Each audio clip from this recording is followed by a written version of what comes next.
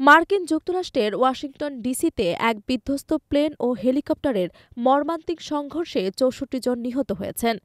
এটি ছিল ১৫ বছর পর মার্কিন মাটিতে কোনো যাত্রীবাহী বিমানের ভয়াবহ দুর্ঘটনা।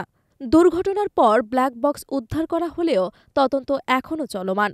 এই ঘটনা উড়োজাহাজ ও হেলিকপ্টার নিরাপত্তা, যোগাযোগ ব্যবস্থার দুর্বলতা এবং সংশ্লিষ্ট কর্তৃপক্ষের দায়িত্ব পালন নিয়ে প্রশ্ন তুলেছে। গত ২৯ জানুয়ারি রোনাল্ড রিগান ওয়াশিংটন ন্যাশনাল এয়ারপোর্টের কাছে এক মারাত্মক দুর্ঘটনায় মার্কিন সেনাবাহিনীর ব্ল্যাক হক হেলিকপ্টার ও আমেরিকার এয়ারলাইন্সের একটি প্লেন সংঘর্ষে বিধ্বস্ত হয়ে যায়।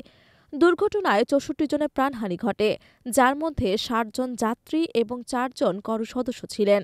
এই ঘটনায় মর্মান্তিক পরিস্থিতি তৈরি হলেও ব্ল্যাক বক্স উদ্ধার করা হয়েছে, যা মূলত প্লেনের সকল গুরুত্বপূর্ণ তথ্য রেকর্ড করে। তদন্তকারীরা জানিয়েছেন দুর্ঘটনা তদন্তে ৩০ দিনের মতো সময় লাগবে। তবে যাত্রীরা সতর্কীকরণের পরও সংঘর্ষটি ঘটেছিল, যেখানে হেলিকপ্টারের পাইলট দুর্ঘটনার আগেই উড়োজাহাজটি দেখার জন্য অনুরোধ করেছিলেন। ২০০৯ সালের পর এটি যুক্তরাষ্ট্রের প্রথম বড় ধরনের যাত্রীবাহী বিমান দুর্ঘটনা।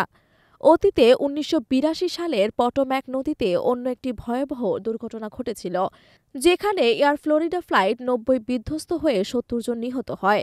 যুক্তরাষ্ট্রে বিমান দুর্ঘটনা খুবই বিরল, তবে যখন ঘটে তখন এর প্রভাব বিশাল হয়।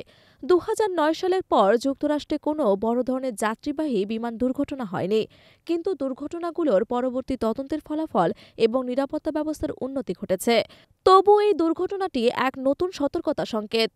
বিশেষজ্ঞদের মতে উড়োজাহাজ ও হেলিকপ্টারগুলোর মধ্যে যোগাযোগ ব্যবস্থার গাফিলতি এবং নিরাপত্তা সংকেত ব্যবস্থার দুর্বলতা দুর্ঘটনার অন্যতম কারণ। ভবিষ্যতে এ ধরনের দুর্ঘটনা এড়ানোর জন্য প্রযুক্তিগত উন্নতি ও নিয়ন্ত্রণ ব্যবস্থার পূর্ণ বিবেচনা জরুরি। এছাড়া প্লেন ও হেলিকপ্টারগুলোতে নিরাপত্তা প্রযুক্তির আরও আধুনিকরণ নিশ্চিত করতে হবে, যাতে ভবিষ্যতে এমন ঘটনা আর না ঘটে।